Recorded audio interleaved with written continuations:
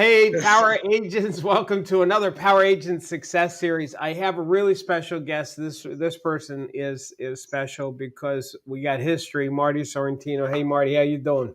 Hey, Daryl. When I say history, is that Marty's been in real estate for 35 years. We first met I back when was it? 1994. Yeah, 94. And so we go way back. So he was in the second power program training class that we did in the original format back then. When I first started doing this whole process, it was once a month live for a full entire year. And so Marty was in the ground floor of my training of our transformational programs. Anyway, Marty, I'm so happy to have you here. Thank you. So, at one point, 35 years is a long time. At one point, you were at your highest point of over making over 300 grand a year.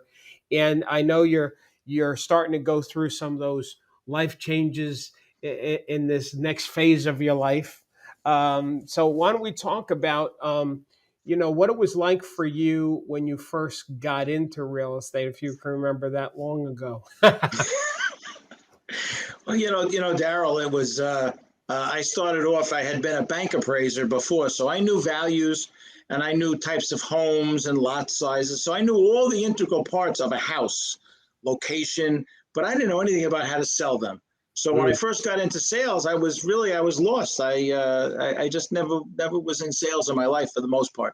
So I had to learn about prospecting, about negotiation, about working with buyers, working with sellers, and all the other great topics that you taught. That's what I loved about the program, is that every month it was a different subject, and you always brought back the previous one, and we had homework assignment, and it was fantastic. It really got me on a start where, for a guy that had no experience in sales, within 2 or 3 classes, so 2 or 3 months of taking your seminar, I was up and running, and I was, getting listings, and I was working buyers, and I was getting successful deals, and I was becoming a producer very early because of all the great coaching that you did. Well, we were talking about this before we started, but I'll never forget it. It was, for me, I was still learning how this idea that I had, that if we just focus on improving one skill for 30 days, because it takes 21 days to create a habit, if we did that every month for a full year, that we could double our production. And so it was very new to me. Still, it was an idea it wasn't proven yet. And you being in the second class, you came up to me. I was standing on the stage. I'll never forget. You were over to my right. I looked down at you. You said, "Daryl," you look at me, "I want you to know I gave you my last $600. And I'm like, "Oh, okay." Because you remember this? Because you're not like, too much pressure. Yeah, because he was like, "Listen, I figured if I can't succeed with you, then I'm getting out of this business." So there was a lot of pressure. I'm like, and you had the two. I know you have your son. Did you have 2 kids? Yeah, my daughter. Sure, they were both infants. Because I remember that you said I had 2 kids. This is my last 600. So yeah, I'm like, oh my God. Well, okay, the pressure's on. We better turn this around. I put it on you. You put it on me, right? But you had a good year that year that we were together, right? Yeah. So I mean, I think I started like 6 months. I started like in June or July originally. And so what happened is that my first year's income, and remember, this was the average selling price was between 125 and 150,000. So my first income, my end income, and I was on a 50-50 split, and I moved up to 60-65. But my first, I think it was about $38,000 for 6 months. And so at the time, wow, this is, $80,000 a year. It's not bad, Right. And then the next year I got into the 50s.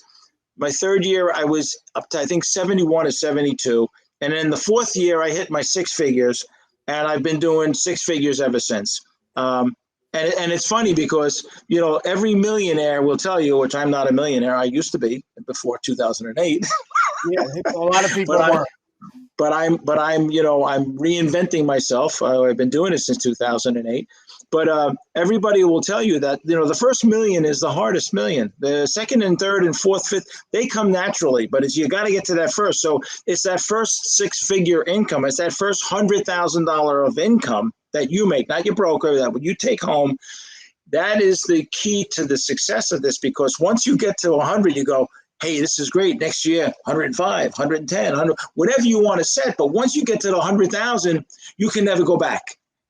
So it kind of sets you up for success because you got to that pinnacle of that type of thing, like running the marathon like you did, right? You finished the marathon. Wow, that's great. Maybe the next year, if you wanted to do it, maybe I'll do it in less time. But you got to that point, and that's what the hardest part I find with a lot of the new agents, because they watch all those wonderful millionaire real estate agent shows in New York and California. They say, wow, this is easy. I do one deal, I make $180,000. Oh. But to get them to that point is so important. It's important that you get the young kids or the newbies up and running quickly, because they'll get disappointed very easily in this business, as you know. Let me ask you, why is that? So I agree with you wholeheartedly that first 100,000 is the hardest, but once you do it the first time, then it's easier the second and third year, and then you can move up. Why do you think that is? Why is it? So it's a two-part question. Why is it hardest to hit it, and once you hit it, why is it now easier to continue? Right. So it's like if you go into a batting cage and you want to hit that fastball, the first couple of pitches that come down, maybe you don't even hit the ball, maybe you don't even see the ball, right? But once you start to get a little piece of that ball, and once you actually hit that ball, right, now you've made your mistakes in the past. Now you know what to do to get set to hit that ball, which is that $100,000 mark. Then once you do that, the idea is to now hit that ball consistently more often. And so what I find in real estate is that a lot of the young people, and I did it too, I made so many mistakes my first few years. I spent money foolishly, thinking, I'm going to do this, and this is going to make my life easier, and it's going to make it better, and everything else. And I found out over the years that you can have a wonderful practice and a wonderful business and not spend a lot of money doing it. And it's a lot of stuff is just common sense stuff. Let me give you one really quick, because I was just talking to we got a new agent in our office, and we want to talk about a story real quick. I'm going to make it quick. Okay. She came over here from what's that country that Russia used to be part of Russia, and then they're not part of Russia, but Russia wants to get them back. And Ukraine. She's from the Ukrainian, right? She came over here on a false thing that somebody was going to. Is that on my? I did. I was on my thing. That somebody was going to offer her a job here in the United States. When she got here, it was a scam. Somebody took her $800 that she had, that she didn't even have, took her $800. And she came over to the United States. She had nothing. Wow. She told me this phenomenal success story. The first thing I said to her is, say nothing more. You're going to be a top producer in real estate, because you already got past the toughest thing in life, which is coming to a foreign country, no family here, no money. Right. And what do? Well, fast forward, some really kind people through the church and everything else took her in, gave her a job. She's on track now. She's now with our office. I got to meet her, but we did a deal together.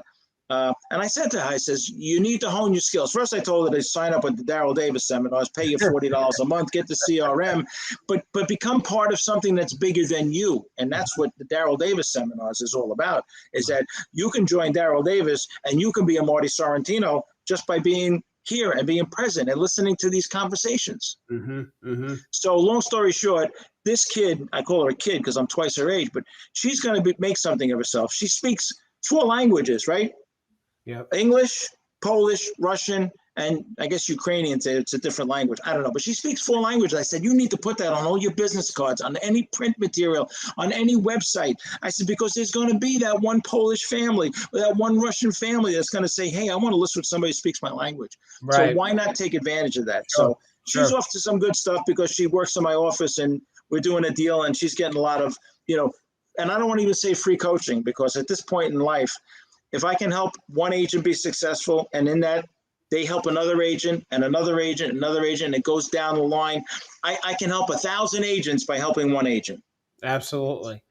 Well, I think what you just said is key. The tenacity that one needs to succeed in real estate. This is why you probably said to this lady, because of what she just went through and the fact that she's she's going to persevere. If you can go through that challenge and still be standing, so to speak, then that's probably one of the keys to real estate success. Do you think?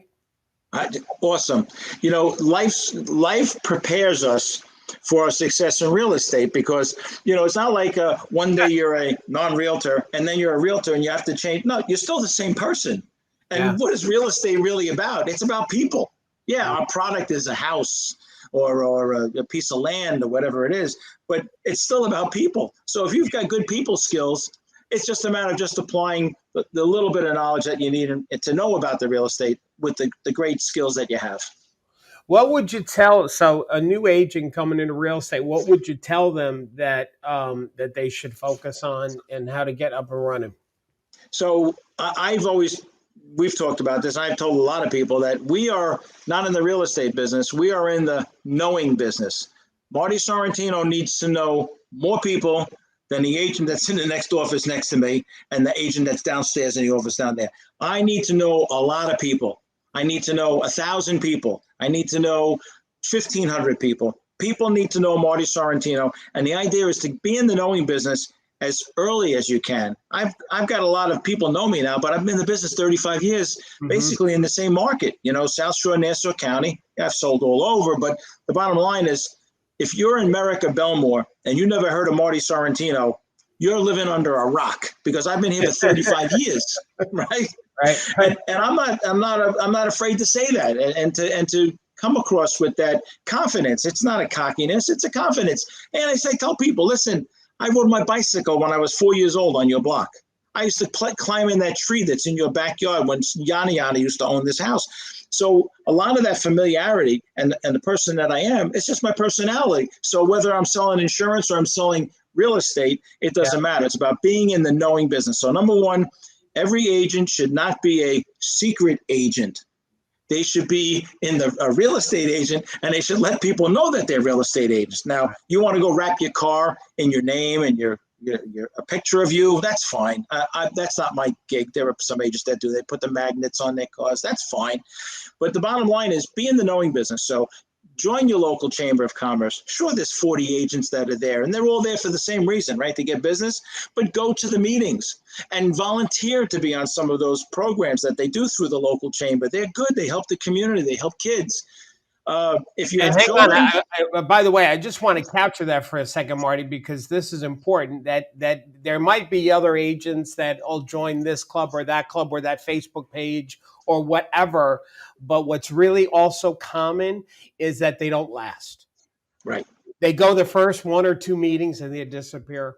They make a couple of posts in the group, but then they disappear. So it's also the consistency of these things. But go on, you're rattling off some great stuff. I love it. Yeah, so being in the knowing business, and as you know, there's a lot of different ways, whether it's the local chamber of commerce or you want to volunteer to help kids or do something with the school or the fire department or a blood drive. There's so many different things that you can do. This is not all new. This is not brain science here. I mean, God bless the doctors that operate on brains. They're smart. All we have to do is just pay attention to what's going on and what it is. Daryl, I got a lot of notoriety, but good notoriety, by fighting against cell phone towers. So cell phone companies hate me because I fought them in Belmore. I fought them in Merrick. I fought the water tower in Wantua. So I would go to the town of Hempstead zoning meetings on Wednesday during the day. Yeah, am I putting my time in at the county, the town of Hempstead board meeting? Sure. But are there 40 or 50 residents that are saying, hey, this is the only realtor that showed up to help us today? And I got up, and because I've got my knowledge of being an appraiser and the knowledge of being a broker for so many years, I'm very good at showing how certain things in a community and a society can be detrimental to market value. And once you get that push over there, the homeowners are all about that. We stopped, no offense, I love them, but we stopped the White Castle from being on Sunrise Highway in Belmore. White Castle, just so you know, is the only fast food restaurant that has bulletproof glass. Really? Why is that? Yeah. What does that mean? You go into a White Castle, you got to worry about getting shot? The employees don't, because they're behind the bulletproof glass, right? So we're going through this whole process, and I say, because a little bit of knowledge, right? I say in front of the whole board, and it's all being recorded, and everybody's there, and I go, Can you explain to me, sir, why White Castle is the only fast food restaurant that has to have bulletproof glass in their stores? And the silence that was there was unbelievable. I knew we had them at that point. Yeah, yeah. Well, Okay, so that's. There's so much I could say about this one. well, no, but it's Except for the Marty's. fact that I'll tell you, I'm a little offended because I love White Castle, and I there's do not too. enough on Long Island. I'm trying to find them, so I'm not a fan of you right now that you're shutting down my White Castle on Long Island. Right, I'm but just playing. to the people of Belmore, I'm a hero. Now, so let's go back just for a second as far as getting it. I love what you said is to know that the success of an agent is dependent on that more people than the next agent. Listen, you have a lot of personality. You're out there, you participate in life. You love people. It's clear. When you're prospecting, are you doing it with the intention to prospect, or are you doing it just to build a relationship with people? Okay, that's a great question. I knew you were going to ask me that because it was on the handout that I was. Thank God for Gail. She's super, man. You got a great team, and that's the other thing too. We'll talk about teams in a minute, but getting back to this, Daryl, one of the questions was how often do you prospect, right? If you're in real estate and you're not mentally prospecting 24/7. Okay. Unfortunately, I have a sickness. I actually dream that I'm selling homes and real estate.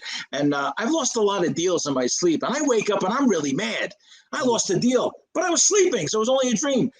But if you're not thinking or eat, drink, sleeping real estate, and you don't have that ear open for that one little word that you're at a cocktail party and you hear somebody said, yeah, my blah, blah, blah, home, I'm over there. The word real estate, I'm over there. And I'm going to work myself over to that person who I don't know yet because they're talking about real estate. And let's face it, who knows more about real estate but you than me, right? Or you than me. So I keep my ears open all the time. I go to a lot of places where people, they know what I do. So I walk in the door and they say, hey, Marty, how's business? Oh, but it's so crazy. People are paying this and blah, blah, blah. There's somebody standing behind me. Oh, you do real estate? Oh, yeah, here's my card. How you doing? Listen, hey, let's have a slice of pizza. Let's talk. So you're always on when you're in real estate, but it's in a nice way. It's not an obnoxious way. It's not like, hey, I'm Marty's. How do you do that? Like, is that why do you do that? Why do you always have your ears like that? Well, first of all, something that you have to consciously do, or is that something that is natural for you to do? Well, I think that anyone that does real estate, when they see a commercial on TV or they see a TV program about real estate or they hear something about real estate, they'll all of a sudden run to that thinking that, hey, there's money attached to this. See, I don't, because I learned through your seminars that go to try to help people first. 50% of the listings I've ever gone on have never taken the listing. I've told them to hire an architect and put an extension or a dormer on their house. Why? Because that's the right thing. Because 10, 15, 20 years, God forbid, God help me, if I'm still alive, I'm going to get the listing back. And they go on my mailing list. We'll talk about that in a second. So the key here is to be in tune and to listen for when people talk about real estate, and then to kind of get yourself into the conversation in a nice way. One of the best things you can always do when you meet somebody for the first time, ask them what they do. Hey, how you doing? What do you do for a living? Guess what? Are they going to ask me what I do? Of course. They're always going to say, yeah, I do this. I'm a brain surgeon. I'm a rocket scientist. I build railroad cars. I do this. I work in the sewers, whatever. They're going to finally come back. And, I'm just waiting for it. I know it's coming. Yes. Yeah. What do you do? Oh, me, yeah. I sell real estate. Oh, yeah, where? I go. We have to highlight this. It's so funny because I'm listening to you, and I got to tell you something. I've never said this to you, but just with what you were just saying about listening to another couple or somebody's talking and real estate pops up. My mentor, my broker, Mac Levitt, he said the same thing to me. We'd be at a diner, and he would go like this, Marty. He would say, shh. I'm like, what? He said, listen. I'm like, what am I listening for? And then sure enough, the couple right behind us was talking about real estate. And he says to me, I'll never forget this. He said, there isn't a place that I don't go where somebody's not talking about real estate. Exactly. Because everything evolves around real estate. But the thing that you said, though, I really want to highlight is you do it to serve people. And because I want people to hear this. The difference between, and Max said the same thing that you said a moment ago. You don't do real estate, you're always on. In other words, you don't do it, you be it. It's like a Right. doctor. A doctor doesn't do doctoring. That's If right. they're driving their car and somebody is sick or hurt, they just are doctor all the time, 24/7. Right.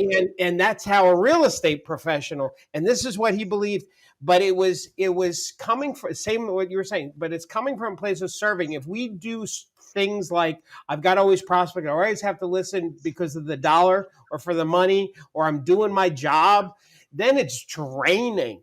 But Yeah. when you're passionate about helping people, real estate's just a tool to help people. It's just the tool that you're using to help and Yeah. serve people. Yeah, great stuff, Marty. This was Well, awesome. again, Daryl, you got to remember, I had the only foundation I had about real estate before I met you was that I knew houses, I knew the integral parts of a house, and I knew value. But nothing else. I didn't know about people skills. I didn't know about this until you started and all the great movies, the Pay It Forward movie and all the other movies we used to have to watch for a homework assignment. This stuff stayed with me from 1994. I still tell this to people these days. Pay it forward. And I've been someplace where a kid one day, I had to go pay a parking whatever ticket. I'm in court in Hempstead, and there's this young kid, and he's fumbling here, and I grabbed a handful of quarters, and he goes, "Oh, great, man, I owe you." I go, "No, give it to the next guy that needs a quarter." Make that your life mantra, not just about real estate. Just be a good person. It doesn't hurt. You see somebody struggling at a checkout counter. Maybe they don't have enough money. Step in there, give them $20, and you tell them, "Hey, that's on me. God put me here today because for some reason. I'm not getting religious on you, but there's a reason why I was here today, to give you $20. There you go. God bless you." Because there was a time that I needed the $20, that I was so broke that even people who had no money wouldn't give me any money, because that's how broke I was, right? But I never let it affect me. I never let it come through to me. I used to be in my office till 8, 9, 10 o'clock at night with couples, first-time buyers, back in the 90s. And they'd say to me, "Marty, you must be the top producer in this office. You're here all the time." I'm like, "No, I'm not here because I don't want to hear the wife tell me, where's the money?" Let's speak about your lovely wife, because you're very lucky that you have such a wonderful human being who's so supportive of you. And how was that, especially in building your career in the beginning? I'm assuming it was long hours. The kids were young. Yeah. How did you balance your life and your business? Yeah, so it's people get into real estate because they have flexible hours, right? Do I want to work 22 or 24 hours today? That's the choice, right? So it all depends on what you do. That's how it's flexible. Am I going to work 22 or 24 today? Today.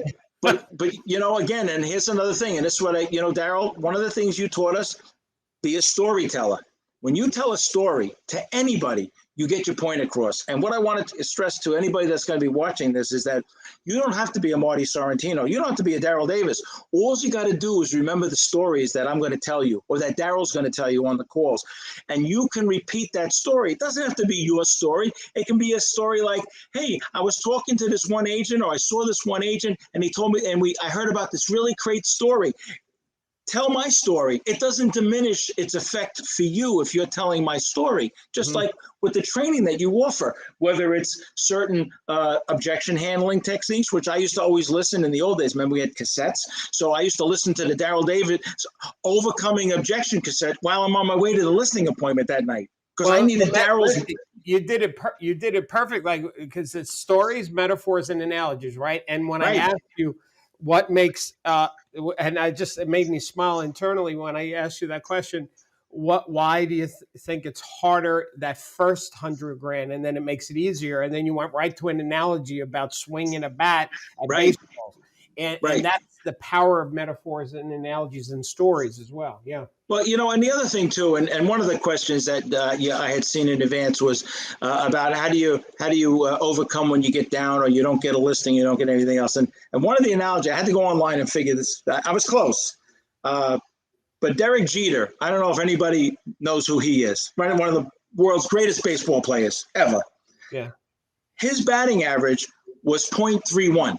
So Okay. that means every time he got up at bat, he had a 1 in 3 shot that he was going to get on base. That meant that 2 out of 3 times he failed, right? Because if you're Right. a baseball player, your job is hit the ball every time, score a run every time. That's your job. So But nobody does it. He failed more than he succeeded at that. And he's considered a great. Same thing with Michael Jordan. I don't know if anybody knows. Great basketball player. Turned the whole basketball industry single-handedly. One man turned the whole industry around. People would go to their coliseums when Michael Jordan would be visiting with his team from Chicago to see him. He was bringing business to every arena that he played in. They went to see Michael Jordan, and Michael Jordan, he was 0.48 0.7. So 48% of the time when he threw the ball, it went through the hoop. Now, on the free throw, big important thing, right? A lot of guys miss the free throws, and that at the end of a game, that 1 or 2 points makes a big difference. He had like an 83% rate on his. So what did that mean? That meant that Michael Jordan, when he practiced his free throws, right? Because no pressure, the guys stand along the side, they wait for you to throw the ball. So you're under no pressure. But what did he do? He practiced. So 83% of the time, he got the ball through there. Now, of course, Michael Jordan is the greatest multimillionaire. Not that look, money does not mean anything because there's a lot of wealthy people on a deathbed that would give all their money that they have to live an extra year. So that says to me that money, it's not about money. It's about happiness. It's about self-worth. It's about serving others. It's about being kind. And yeah, okay, have a roof over your head, food in your belly, the old saying, right? You should have everything in life and a dollar. That's an old Jewish proverb. I don't know how to say it because I'm not Jewish, but a Jewish man told me that one time. You should have everything in life and a dollar. And Daryl, I used to walk around with a dollar in my wallet. Now, sometimes that was the only dollar I had, and I would never spend it because I had everything in life and I had my dollar. I was not giving up my dollar. Because of the Jewish proverb, I can't give exactly, this exactly. and a dollar. So where is that story come from? That comes from one of thousands of conversations that I've had with people. Whether it's I'm working in open house, we'll talk about that also. Whatever you want to talk about, I'm here to give you a wealth of information. But I want to tell the young people, the newbies here, what I do is not rocket science. If you have a good personality, and you love people, this is the right business for you because and if you love to help and serve, this is a great business. My trade is I happen to sell real estate, but the houses sell themselves. We try to market them. We try to negotiate. We try to facilitate. Sometimes, we take the trash out for them. Sometimes we give water to the dog and the cat while they're at work. There's a lot of things we do as realtors, but you got to care first. And if you have good people skills, you know a lot of people, and then you learn about houses.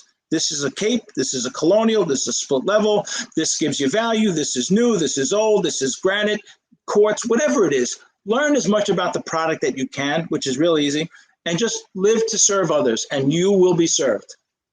That's a really great point that we truly, we probably have heard this before, but listening to you share that we really are in the people business, right? The house is the house is the house. And people are going to buy it or they're not going to buy it. You put it on the market and you market it correctly, it'll sell. But it's really about emotionally taking care of people, serving people, finding out what they're committed to, because that's our job, is to get them to that place, whatever that next level is in their life. So, yeah, really great stuff. So if you were going to tell another agent who's looking to restart their business, an agent who's experienced but they're in a rut, what suggestions would you give that person? So anything that you want to build in life, whether it's a career, a house, whatever, an office building, it all starts with a good foundation, right? So a great foundation is the CRM. And the only reason why I'm pushing yours is because it's so inexpensive. I don't want to say the word cheap because it's phenomenal. The service that you get, the company that you're using, people should work on building up their, what does CRM stand for? Client retention management? We say constant remind. What do we joke about? Keep reminding me is what we say right? But it stands for contact relationship management. Right. So in the old days, I started with Top Producer when Top Producer was a desktop version. Not there was no online Online, cloud right? stuff. Right. Right. So I had the Top Producer, and I had taken a course on it, and I learned how to use it. And so if you came to my open house and you were a nosy neighbor, I put you in I put you in there, and I put down there nosy neighbor Smith Street Merrick. And that was how you were known as Bob Smith, nosy neighbor Smith Street. So, but what was good is that when he would call and I would pull him up on the screen while I'm talking to him. Oh, the other thing, wireless headsets. Don't use the regular phone with the cord anymore. Use wireless or wired hands-free headset because you can be on the phone. You can work on your computer. You'll double your production if you get a headset. Okay. Okay. Cool. And they're cheap. So I would be on the headset with this guy. And I would talk to him, and he would call out of blue, and I'd look him up, and I'd say, "Hey, that's right, I saw you over on Smith Street. Hey, how you doing? Hey, by the way, how's that great dog of yours doing? That Shetland pony or whatever you got?" I would have notes in there about what he talked to me about, and the guy would say, "This freaking guy remembered this stuff?" Yeah, because I wrote it down. You know the guy. People don't care what you know until they know that you care. Now, listen, which, by the way, just for the people that are just learning CRMs and using databases, be careful where you put nosy neighbor in the field, because if you mail a letter, Yes. Dear Marty, nosy neighbor. Yes. That's a good point. I didn't think of that, but it's true. The more people that you can put in your database, and the more specifics you can put in there. And here's another one: put them on a mailing list. Here's another one: call them every 6 months. Hey, how you doing? I saw you at that open house. How's everything? Family's good. Just want to check on you, make sure you're good. Listen, you have any information you want a free market analysis? Let me know. We can do an over-the-phone market analysis. Don't even have to come in. No fuss, no muss. I don't care. Boom. And then put that in there. Offered free market analysis. 6 months from now, you call them again. Hey, listen, Bob, we talked about that market now. Lots happened in the last 6 months. Why don't I send you this free thing? It takes about 5 minutes. Let me ask you about 15 questions about your house. Beep, boom. Most of the stuff is on the public records anyway, right? But you can ask them other things, more important things like, what is it that you really love about your house? Wow.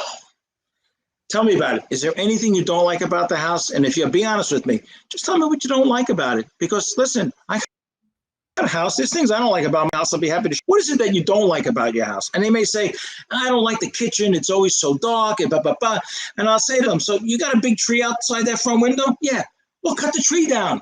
Yeah. You ever hear these things called solar tubes? They're like skylights, except they bring light down, and you don't have to have the whole skylight in the middle of your thing. It's a flat thing. It's phenomenal. It brings you natural light. Listen, I don't mind. I'll come over. I can show you a sample of that. You want to get together for coffee? I'll even bring the coffee. Good. That's awesome. That's really good. That's incredible. Good stuff. It's got to come natural, Daryl, and it's got to come where you really want to help. I go on a listing appointment. If I get the listing and they really want to list with me, if first of all, if they're going to list but they don't list with me, I made a mistake. I didn't get something across. But when you're in business as long as I am, and you've done as much business as I've done, your name and reputation kind of precede you. And let's talk about reputation, right? So it takes me 35 years to build up my reputation, but I can ruin it on one deal. One deal. And I'll do between 20 and 40 deals a year. Depends on the year, depends on how much I want to work. So I'm exposed every day that I'm in real estate.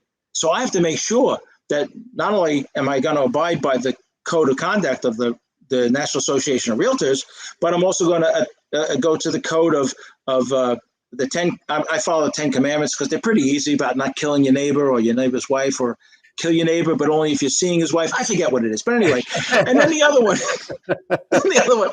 about everything I needed to learn in life, I learned in kindergarten, right? So there's NAR, code of ethics. There's the 10 commandments, and then there's the kindergarten rules.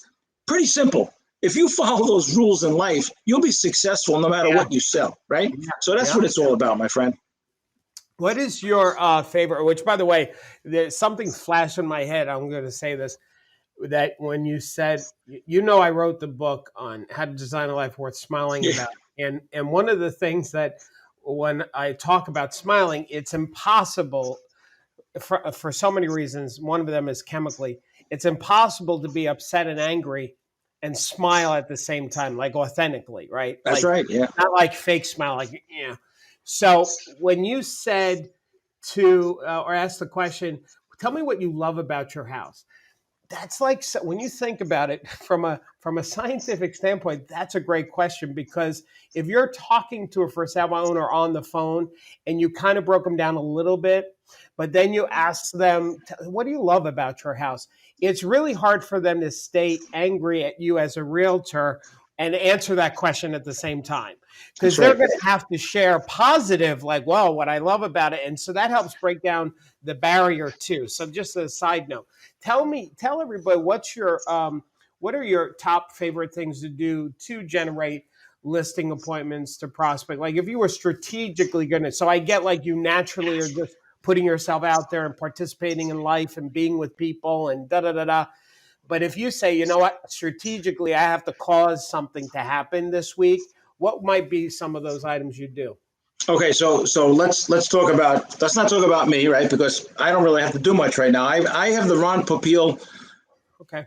real estate, right? Set it and forget it, right? 35 years. You don't stay in real estate for 35 years if you're not successful, right? Maybe 5 years you struggle. Maybe you're part-time real estate, you're full-time postman or police officer, fine, whatever. But to do real estate full-time for 35 years with a stay-at-home mom and two kids and paying your own health insurance and everything else, right? You kind of get good at it real quick, right? And Okay. then when you stay good at it long enough, it just kind of self-perpetuates. It's like an object in motion stays in motion, So right? wait a If second. this, I want to just make sure I hear what you're saying, or people. So you're at a point now, really, because of 35 years of doing business and doing deals and building relationships. It kind of just comes to you at this point with little effort. Is that what I'm hearing? yeah, it's most of my business. I'm 99.99 is all referral. So what does that mean? That means I'm going into somebody's house and I'm not up against another agent. Okay. Now, one time I was going into a house that was recommended by a gentleman I had just worked for his in-laws, sold his in-laws house. So he loved the job I did, recommended him to his friend. Now, an associate of mine in the same office, a lot of times we split deals, we work together. You know Lynn, she took your class, Lynn Carp.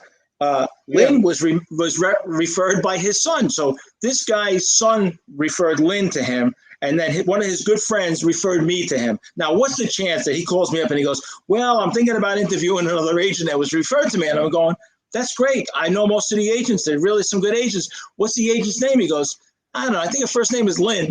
I said, Lynn Carp? He says, yeah. I go, well, we work together. So I said, you're going to get the best of both worlds. So we kind of were already involved in that because she was known through the son of being out there, and I was referred from somebody else to him. And that's why the power of referrals, Daryl, is unlimited, because when someone refers somebody to someone else, that's what is the word? It's an acknowledgement that, or it's an endorsement that you did good. I just worked with this guy. Right. He did good by us. Or Right. we bought a house from him 20 years ago. I love this guy. You need to work with Marty. And it's those words that kind of get you in the door, but it doesn't come easy, right? It takes time. So let's talk about the first time agent, right? So Well, how does hang an on a agent? second. Before you do, if I want to just put a pin in something about, because I think this is really profound. So when it used to be in the insurance industry, when you sold insurance policies, because when I was 19 and I was thinking about a career, I was looking at either insurance or real estate. And what I learned about insurance is that you build a book of business. And the good thing about that is that as people renew their policies year after year after year, you get a piece of that premium. So the more people you get into your book of business, you get to the point where you don't have to work anymore and you still have residual cash flow perpetually Right. indefinitely, right? So it's not that way now like it used to be. But anyway, what I just heard you is that. when you are doing real estate for 35 years, doing it the right way, building relationships, doing the deals, serving people, not selling, all that stuff, you get to the same level where now it just comes to you. And I want people to hear that, so that way you're not just listing and selling real estate, but perhaps think long term that you're building a business, a book of business for future residuals, right? Correct. So just want to highlight that. Now, I'm glad you brought that up, because that's an interesting thing. I have a guy very good friend of mine. He sells Wells Fargo Advisors. He sells investments, right? And he said, Marty, we get paid every quarter. We get a percentage of what we manage. Blah, blah, blah. He said, you don't get that cash flow. He says, but what you'll get is you might get the listing back in 7 or 8 years. He says, and that commission is a lot bigger than the little piece we get every month. Every couple of months we get a little bit, but he gets the drop of water, we get the faucet, right? And the idea is to have the faucet come on enough times into our bucket that it fills it up. And the only way you can do that is that you have to really, I know it's going to sound bizarre, but you got to be present. Daryl, if you went right now and you called 100 real estate agents, and they don't pick up the phone, 100 real estate agents, this is what their voicemail is going to say, and not in their voice. You've just reached 347, please leave a message, press number 5 for something or other crap. Why don't these agents leave a voicemail message in their own voice? Well, I'm happy to say every time I call a power agent, which I do sporadically when somebody needs help, I'm always happy that I hear an agent's voicemail that's actually a bit of a commercial, which is always a great thing. Listen, what do they say? There's no such thing as a second first impression. What is most people's impressions of a real estate agent when they first talk to them, or if they contact them and they get their voicemail? So my voicemail and your voicemail is very endearing. It's thank you for calling. Glad you called. It's not just even that, right? It's any of the little stuff, even your email signature, right? There's some agents, their email signatures are just horrible, or you can't click on something because it's an image. Like you want to be able to click on the thing, and so all those little details make a difference. All right, so go back to what you were going to say. Of if you were going to tell somebody, here's what the prospecting. If you needed to cause listings, here would be a suggestion. Right. So let's talk about people new to the business, right? So they don't have that where the phone rings, the old days, right? I used to have to call out on the phone. Now the phone rings for me and I pick it up and I do business, right? But it took 35 years. I would say it's probably been going on for the last 10 years. My mailing program that I'm using is phenomenal. I send out 600 pieces a month and I get at least 2 or 3 phone calls, which is fine. And most of the time it winds up in at least one listing. So what service do it's all right? Tell people whatever you're using. I don't even know how I found it. I use the Personal Marketing Company, and it's a really it's a real estate based thing. I went for the jumbo postcard so that my fat face would look even bigger in their mailbox. So when they open up that mailbox, they're like, "Holy crap! Look at the size of this guy's head." So that my card is like 40% is my fat head, and then it's got some things, Marty, Sorrentino, and very little. Let me ask you. We keep because you keep bringing new things into it. I want to capture because we're going to be offering the power agents by the time we talk. Maybe even talk about this. It'll be running, but we're putting a mailing house into the program to make it easier for people. Fantastic. And the reason why, and I want to ask you your opinion on this. Are you noticing an uptick in people's response to your postcard mailings? So I've been doing it for maybe 15 to 16 years. I'm embarrassed to say I should have been doing it 30 years ago, okay? Maybe it wasn't as prevalent as it is now. Because now all it is, I go online, I put in a name and address, zip code, and it goes into my thing, and they print it, they send it out, and it's like I said, set it and forget it. Right. So if you're working on something like this, that's great. My mailings cost me, because I get the jumbo postcards, they run me about 65 cents per household when I send out the card. But it's big. I wanted the big card because I wanted it to stand out amongst the regular mail. Right. And you and I both know that the price of postage keeps going up. Less and less people are sending stuff in the mailbox. So my postcard, which goes there 12 times a year, shows up. Now, people may look at it and look at this fat face, and they throw it in the garbage. Look at it. Then all of a sudden, Aunt Lena dies, and they're going, Holy crap, who's that fat face guy? Yeah, that's right. They see my card. That's Marty. He's been sending us mail for 6 years. Let's give him a call. Boom. Now all of a sudden I got Aunt Lena's listing in Brooklyn. Mm. Right? So So have you seen, or has it been stable? unbelievable. Number one success that I've ever done is my postcards. 12 times a year. I'm up to almost 600 people. I add, as I meet new people, I put them in, and one nosy neighbors or whatever, I put them in there. But I got a core of about 600 that I would say 250 to 300 are hardcore. I sold them their house. Their parents know me. I'm part of their family. It's the best thing I ever did, and the most effective as far as cost-wise. Okay. Yeah, the reason why I ask that is because there's so much in our industry about social media, and I'm a fan of social media Yeah. and advertising, blah, blah, blah. But because the algorithms keep changing, because there's additional challenges with social media, and because it's so noisy, like I'm thinking that the mailbox is the quiet place where we should now shift our monies back to mail, because what's that expression? What's old is new again. And like my mailbox has gotten empty over the years because everybody's gone digital. So there's less competition. Therefore, it's better. What do you think I want to Well, so here's my question I would ask you or anybody else. Which realtor sent you a postcard over the last 60 days? Yeah, I think I got one. No, and that's 60 maybe days, good. no, zero. 60 days, Yeah. zero. So ask most realtors how many times they get a postcard in the mail.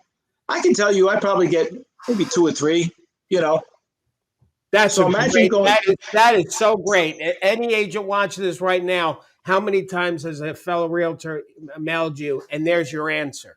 If it's a lot, well, then don't. If there isn't, which you Right. probably then there's a heads up. Okay. Yeah. Well, See, I hope that the price of postage continues to go up because it will keep most people out of the mailing business. But that's good for us, right? yeah. It's Right. good for any of the power agents that are smart enough to say.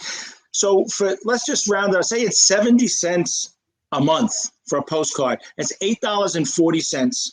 It cost me to send to that one family. That family, Hang on a second. Is that including postage? everything, That's the everything. total Postage, the cost. printing. I should put you on the list, Daryl. You really should, Marty. You really should. I'm going to put you in the TPMCO. There All you right. go. All right. You're gonna say, "Oh Jesus!" Now I got to see his fat face in my mailbox. The good thing is that it keeps spiders and snakes and everything else out of the mailbox because they see my ugly face, they run away.